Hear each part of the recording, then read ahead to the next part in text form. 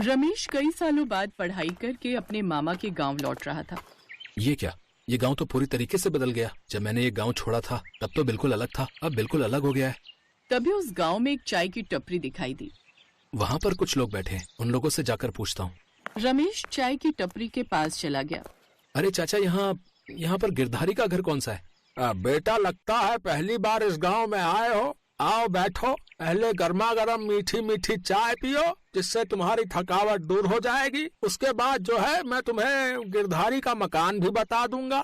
ठीक है चाचा, बढ़िया चाय बनाओ। वैसे चाचा, मैं इस गांव में नया नहीं हूँ, गिरधारी मेरे मामा है, लेकिन मैं इस गांव में 10 साल बाद आया हूँ। मैं तुम्हें देखते ही समझ गया था बेटा कि तुम गिरधारी के भांजे हो, लेकिन थोड़ा सा शक था, वो भी तुमने दूर कर दिया। तुम बचपन में बहुत शैतानी करते थे, मुझे सब याद है। चाचा ने उसे रास्ता बता दिया और वो वहाँ से उठकर चला गया। चलते चलते उसे काफी देर हो गई, लेकिन अपने मामा का घर वो नहीं ढूंढ पाया। तभी रास्ते में उसे एक औरत दिखाई दी, जिससे उसने रास्ता पूछा। अरे चाची, यहाँ पर गिरधारी का घर कहाँ पर है? सीधे सीधे जाना, फिर दाएं मुड़ जाना, कोने में जो है झोपड़ी गिरधारी की है। बहुत बहुत शुक्रिया चाची। रमेश सीधे चला गया, फिर दाएं मुड़ गया, लेकिन थोड़ी दूर चलने के बाद ही उसे फिर से वही चाय की टपरी दिखाई दी, जिस पर अभी अभी वो थोड़ी देर पहले चाय पीकर आया था। अरे चाचा, मैं तो घूम फिर कर फिर से आपकी दुकान पर आ गया। मुझे सही सही रास्ता बताइए कि गिरधारी चाचा का घर कहाँ है। अरे बेटा, कौन हो तुम? तुम तो पहली बार मेरी दुकान पर आए हो, चेहरा को जाना पहचाना लग रहा है। अरे चाचा, आप इतनी जल्दी भूल गए? मैं बस 5 मिनट पहले ही तो आपकी दुकान पर चाय पी कर गया था। चाहो तो इन लोगों से पूछ लो। अरे बेटा, हम मानते हैं कि तुम शहर से पढ़ लिख कर आए हो, लेकिन हम भी बेवकूफ नहीं हैं। क्यों मजाक कर रहे हो? तुम तो पहली बार इस दुकान पर आए हो। ऐसा करो, सीधे सीधे जाना, फिर दाएं मुड़ जाना, कोने में जो मकान है वो गिरधारी का है। खैर, रमेश ने वहाँ पर कुछ नहीं बोला और जैसा उन्होंने रास्ता बताया वैसे वैसे वो चला गया। लेकिन एक बार फिर से वो उन्हीं चाचा की चाय की टपरी पर पहुँच गया। अब तो आप लोग मुझ पर यकीन करेंगे ना? देखो, मैं फिर से आपकी दुकान पर आ गया। देख रहे हो तुम लोग, मेरी चाय की टपरी दूर दूर शहरों में भी फेमस हो गई है। देखो ये नौजवान कितनी दूर से चलकर मेरी दुकान पर आया है। लेकिन बेटा, तुम्हारी शक्ल तो जानी पहचानी लग रही है। आप लोग मेरे साथ बार बार ये कैसा मजाक कर रहे हैं? मैं 2 बार आपकी दुकान पर आ चुका हूँ, आपसे रास्ता पूछ चुका हूँ, लेकिन आप लोग हैं कि मेरे साथ मजाक कर रहे हैं। गाँव वालों, लगता है ये कोई बहरूपिया है। सब लोग अपनी अपनी लाठी उठाओ और इसको यहाँ से भगाओ। रमेश अपना बैग लेकर भागने लगा। जब उसने देखा कि पीछे कोई नहीं है, तब वो उठकर फिर से वहाँ से जाने लगा। ये गांव बड़ा अजीब है। हे ऊपर वाले, इस बार मुझे मेरे मामा के घर पहुँचा दे, फिर से चाचा की दुकान पर मत भेज देना। रमेश वहाँ से उठा और जाने लगा, लेकिन थोड़ी दूर चलने के बाद एक बार फिर से उसे वही चाय की टपरी दिखाई दी। चुपचाप यहाँ से निकल जाता हूँ, वरना ये लोग फिर मुझे दौड़ा देंगे। रमेश इस बार चुपचाप वहाँ से जाने लगा, लेकिन तभी दुकानदार ने उसे रोक लिया। अरे रमेश बेटा, क्या हुआ? तुम्हारे मामा का घर तुम्हें अभी तक नहीं मिला क्या? ये सुनकर रमेश हक्का बक्का रह गया। उसे कुछ भी समझ में नहीं आ रहा था कि वो उससे क्या कहे। तुम्हें मैं दोबारा चाय पिलाता हूँ, फिर मैं अपने लड़के को भेज दूंगा, वो तुम्हें तुम्हारे मामा के घर छोड़ देगा। घबराओ मत, तुम शहर के लोग बहुत जल्दी घबरा जाते हो। ठीक है चाचा, लेकिन आप लोग मुझे मारेंगे तो नहीं? ये तुम कैसी बातें कर रहे हो बेटा? हम भला तुम्हें क्यों मारेंगे? खैर, रमेश को कुछ समझ में नहीं आ रहा था, इसलिए उसने कुछ नहीं बोला।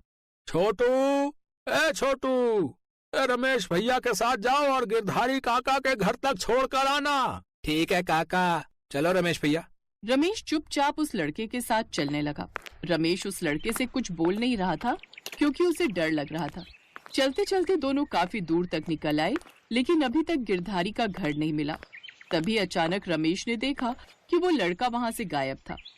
ये लड़का तो अभी मेरे साथ था, अचानक कहाँ गायब हो गया? कहीं मैं कुछ ज्यादा तेज तो नहीं चल रहा हूँ? हो सकता है वो लड़का पीछे रह गया हो। रमेश ने जैसे ही पीछे पलट कर देखा तो पीछे एक लड़की थी। अरे क्या हुआ? सीधे चलते रहो, बस थोड़ी दूर पर ही गिरधारी चाचा का घर है। लेकिन तुम कौन हो? मैंने तुमसे तो रास्ता पूछा नहीं। ये आप कैसी बहकी बहकी बातें कर रहे हैं? चाय वाले चाचा ने मुझे तुम्हारे साथ भेजा था ताकि आपको गिरधारी काका का घर बता सकूं। भूल गए? या तो मैं पागल हो गया हूँ, या फिर ये सारा गांव ही पागल हो गया है। क्या सोचने लगे आप? अगर आपको अपने मामा के घर नहीं जाना तो मैं दुकान पर जाती हूँ, मुझे बहुत काम है। नहीं, तुम चलो मेरे साथ, मुझे अब जल्दी से मामा के घर पहुँचना है। रमेश अब उस लड़की के साथ चलने लगा। चलते चलते फिर काफी समय बीत गया, लेकिन गिरधारी का घर अभी तक नहीं मिला। तभी उसके कंधे पर एक आदमी ने हाथ रखा। थक गए क्या रमेश बेटा? बस तुम्हारे मामा का घर यहाँ से थोड़ी ही दूर पर है। ये गांव अभी बहुत पिछड़ा हुआ है, यहाँ कोई रिक्शा वाला भी नहीं मिलेगा। अब लड़की गायब हो चुकी थी। उसकी जगह एक उम्र दराज आदमी था।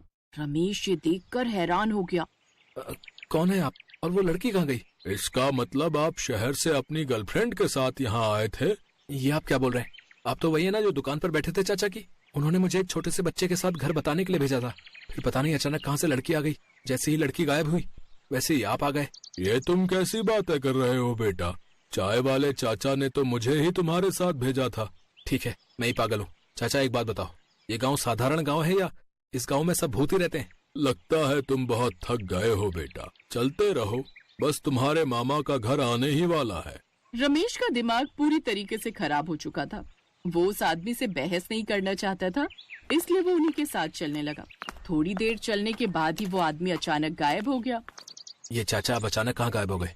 और इन चाचा की जगह कोई दूसरा क्यों नहीं आया इस बार? रमेश सीधा चलता जा रहा था, लेकिन तभी वो अचानक उसी लड़के से टकरा गया जो छोटा सा लड़का उसे उसके मामा के घर छोड़ने जा रहा था। क्या हुआ रमेश भैया? रमेश अब पूरी तरीके से पागल हो चुका था। बेटा मुझे लगता है मैं बहुत थक गया हूँ। पता नहीं तू कहाँ गायब हो गया था। तेरी जगह कोई लड़की आ गई थी, फिर उस लड़की की जगह कोई चाचा आ गए थे। भैया ये आप कैसी बातें कर रहे हैं? मैं तो शुरू से ही आपके साथ चल रहा हूँ। अचानक आप भागने लगे, मैंने आपको रोका भी पर आप रुके ही नहीं। फिर मैं पीछे वाली गली से भागकर आपके सामने आ गया और आप मुझसे ही टकरा गए। अच्छा ठीक है, मैं तेरा हाथ पकड़ लेता हूँ ताकि इस बार कोई गड़बड़ ना हो। मेरा हाथ पकड़ कर ही चलना, छोड़ना मत। रमेश ने उस लड़के का हाथ पकड़ लिया और आगे बढ़ने लगा। काफी दूर तक चलने के बाद फाइनली रमेश को अपने मामा का घर दिखाई दे गया। अब जाकर उसे थोड़ी शांति मिली। शुक्र है ऊपर वाले का, कम से कम मेरे मामा का घर दिखाई तो दिया। लेकिन मामा ने घर काफी अच्छा बनवा लिया है। हाँ बेटा, सब ऊपर वाले की रहमत है। मैंने दिन रात मेहनत करके अच्छा मकान बनवाया है। जल्दी से घर के अंदर चल, अब तो माया भी बड़ी हो गई है।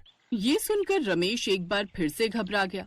रमेश ने जिस लड़के का हाथ पकड़ रखा था वो लड़का अब गिरधारी बन चुका था। मामा आप? क्या हुआ? मुझे देखकर चौंक क्यों गया?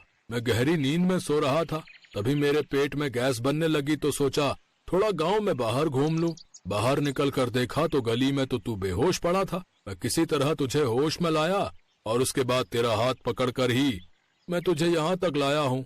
लेकिन मामा मैं तो उस लड़के के साथ आ रहा था। मैं सब कुछ समझ गया, घर चल समझाता हूँ। घर पहुंचकर रमेश ने उसी लड़की को देखा जो अभी थोड़ी देर पहले उसे रास्ता दिखा रही थी। तुम यहाँ? बेटा ये अपनी माया है, अब बड़ी हो गई है। मैं सब बताता हूँ ताकि तुम्हारी हैरानी खत्म हो जाए। भांजे ये गांव अब जादुई गांव बन चुका है। रात के समय ऐसी घटनाएं सबके साथ हो जाती हैं, इसलिए रात में बाहर कोई नहीं निकलता। पर अभी तो दिन का टाइम है ना? नहीं भैया, एक बार बाहर निकल कर देखो, रात के 12 बजे हैं। रमेश ने बाहर जाकर देखा तो दिन के नहीं बल्कि रात के 12 बजे थे। बाहर अंधेरा था। वैसे कोई खतरा नहीं है, पर नया आदमी भटक जाता है। वो सब अच्छी आत्माएं थीं जो रास्ते में तुम्हें मिली। वो आत्माएं सबकी मदद करती हैं, पर थोड़ी शरारती भी हैं। तुम्हारे साथ खेल रही थी सभी आत्माएं।